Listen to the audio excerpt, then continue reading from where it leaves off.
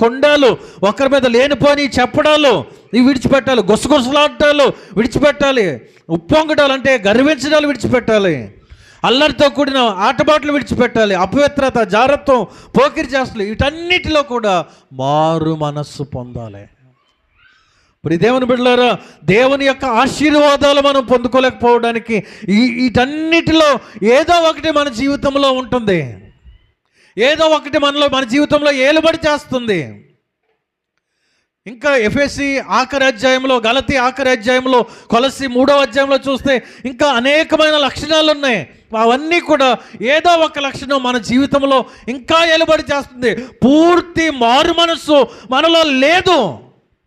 అందుకనే మనం దీవించబడలేకపోతూ ఉన్నాం.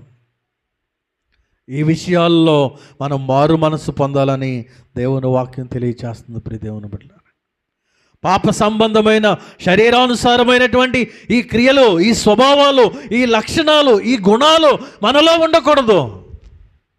వాటన్నిటినీ కూడా మనం పూర్తిగా విసర్జించాలని దేవుని వాక్యం తెలియచేస్తూ ఉంది.